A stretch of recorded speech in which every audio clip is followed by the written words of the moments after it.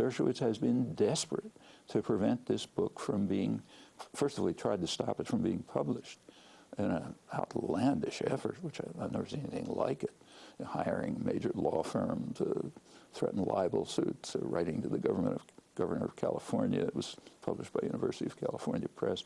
When he couldn't stop the publication, he launched a jihad against Norman Finkelstein, simply to try to vilify and defame it, in the hope that maybe what he's writing will disappear.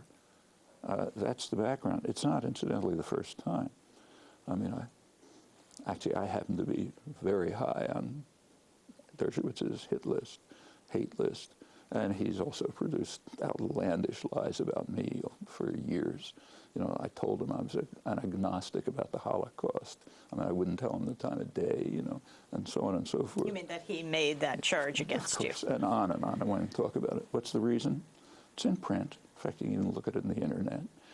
In 1973, I guess it was, the leading Israeli human rights activist, Israel Shachak, who incidentally is a survivor of the Warsaw Ghetto in Bergen-Belsen, and headed a small human rights group in Israel, which was the only real one at the time, came to Boston, had an interview with the Boston Globe, which he identified himself correctly as the chair of the Israeli League of Human Rights.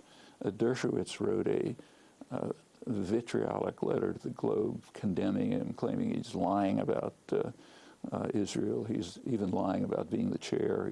He was voted out by the membership. I knew the facts. In fact, he's an old friend, Shachak. So I wrote a letter to the Globe explaining it wasn't true. In fact, the government did try to get rid of him.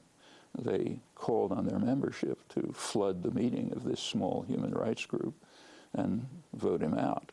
But they brought it to the courts, and the courts said, yeah, we'd like to get rid of this human rights group, but find a way to do it that's not so blatantly illegal. So I sort of wrote that. Dershowitz thought he could brazen it out, you know, Harvard law professor. So he wrote another letter saying, Shachak's lying, I'm lying.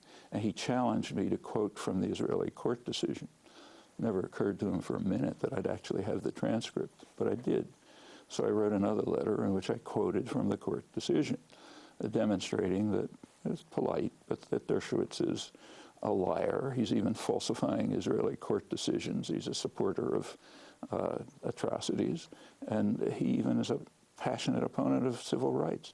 I mean, this is like the Russian government destroying an Amnesty International chapter by flooding it with Communist Party members to vote out the membership. Well, he went berserk, you know, and ever since then, I've been one of his targets. In fact, anyone who exposes him as what he is going to be subjected to this technique because he knows he can't respond, so must return to vilification. And in the case of Norman Finkelstein, he sort of went off into outer space. But it's an outrageous case. And the fact that it's even being debated is outrageous. Because just read his letters of recommendation from literally the leading figures in the many fields in which he works, most respected people.